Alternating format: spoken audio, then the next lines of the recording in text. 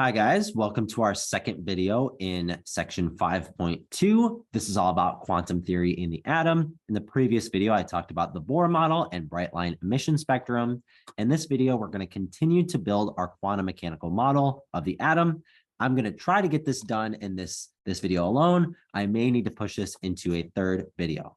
So picking up where Bohr left off, a scientist named Louis de Broglie in France, he was using Bohr's model to understand atoms and matter, and he came to a very important conclusion that electrons must act as both particles and waves. So I'm going to highlight that. It's pretty important.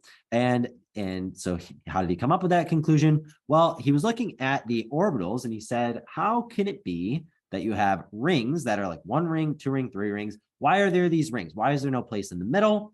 And the only way to explain why there are no steps in the middle of these atoms is, of course, to use quantum mechanics. Our idea that if I go back, quantum being a minimum amount of energy that can be gained or lost by an atom. Well, so he applied that to electrons and realized that electrons also acted according to quantum the same way that light did, where there were many wave properties that did not allow electrons to exist between energy levels. So this is very well illustrated by considering the strings of a guitar and what are called standing waves. Standing waves are what result in chords or in harmonics in music. And so if we look at a guitar string, we can control the length of the string and therefore how much distance our wave has to travel by changing the position of our hand on the string. And if we have our hand at a certain distance, we can produce our first standing wave. And so in this first standing wave, if you picture me drawing this wave all the way out, if I were to continue it, it goes like this. And if there were nothing there, it would continue like so. So that would be one wave where it starts here, goes down, and then begins to repeat.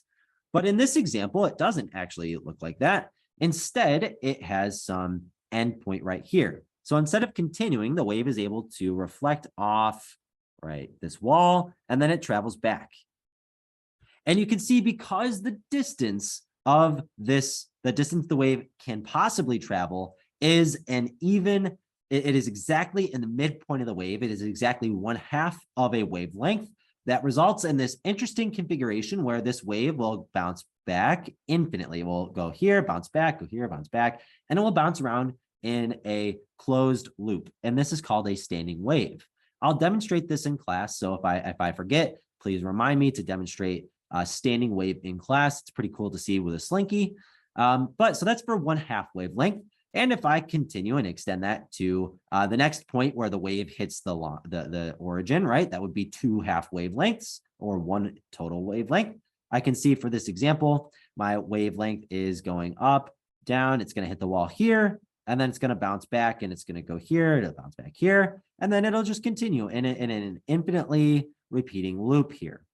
So this is great. That's very cool. And of course, we can continue this to even make our wavelength a little bit shorter. And maybe now we have 3/2 wavelengths or 1.5 waves. So we go here, boom, there's our wave. We continue, it bounces off the wall. And because the wavelength exactly matches the half multiple of because the distance exactly matches the half multiple of our wavelength, we get this bouncing wave that's able to look like it stays in one place when I show you in class, and we call these standing waves.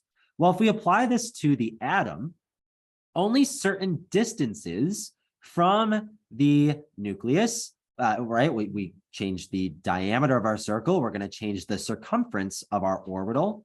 Well, if that orbital has a circumference that matches a wavelength, right, or a half wavelength, we can get a standing wave on our orbital. And here, that is the case for right here when I am picturing my n = 3 wavelengths. I have 3 wavelengths able to move on our ring here.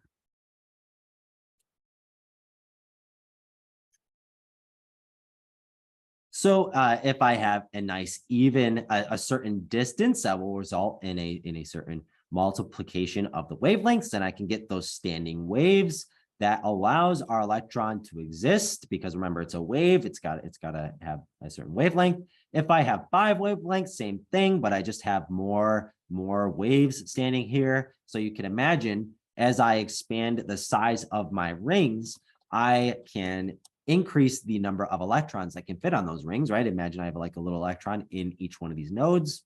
However, if I do not have a whole number, this is an example where it's not a whole number, you can see the wave doesn't match up with its endpoint. And in fact, this would not produce a standing wave, and this would not be allowed. Our electron would cease to exist, right? Because it is a wave. And if the wave gets broken down, doesn't exist, well, then our electron has ceased to exist. So that would be the case if I were looking between these energy levels, right? So the energy levels are where the waves can add up. They fit nice and evenly. That's cool. But de Broglie, and this explained electrons, right? But de Broglie was concerned because electrons are part of matter. How can they have something totally different from everything else? He was able to conclude that electrons actually aren't different than other matter, because all pieces of matter can be described in terms of waves, which is kind of mind-blowing if you think about it. I mean, your matter, car outside is matter, your house is matter, so the earth itself is matter.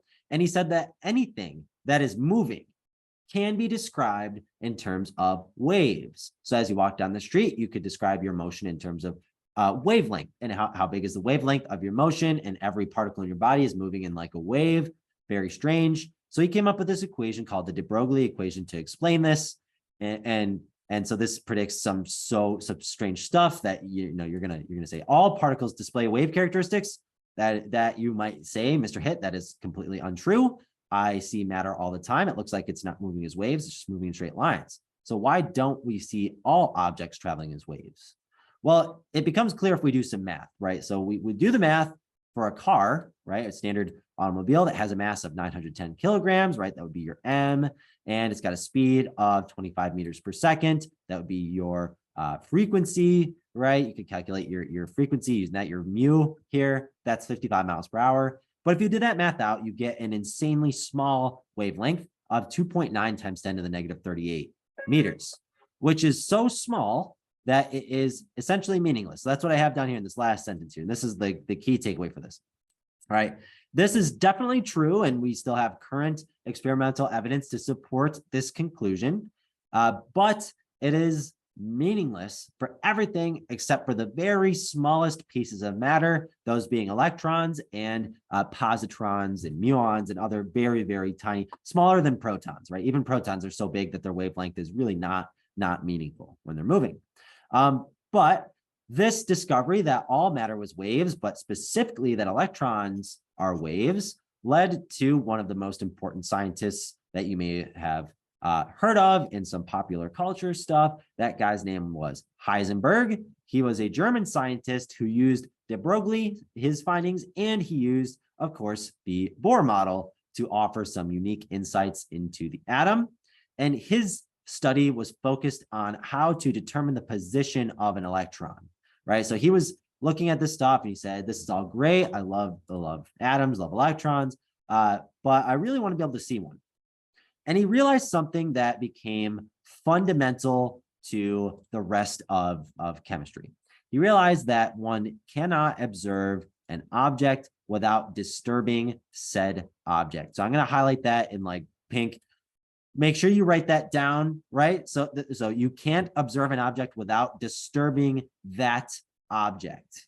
He said, imagine like trying to locate a helium balloon in the dark. You'd be feeling it with your hands, right? Because it's dark, you can't see it. And by the act of touching that balloon with your hand, if it's just a helium balloon floating in air, if you touch it, it is going to move.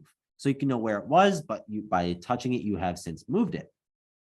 This analogy works very well for electrons, which are so small and have so little mass that even photons of light are enough to bump that electron out of position. And I actually have that down here. I have a picture. See our electron right here.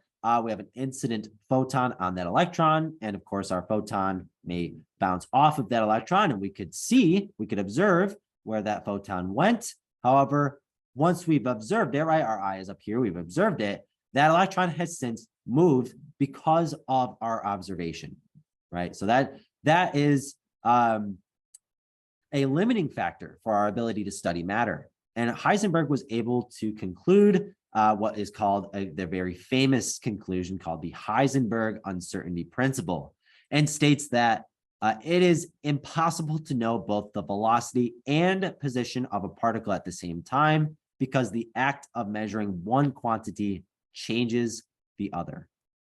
All right, guys, I am out of time for this video. In the next video, I'm going to bring you guys to the end-ish of quantum mechanics, and we will pick up with the Schrodinger wave equation. Thanks, guys, and I'll see you in the next video.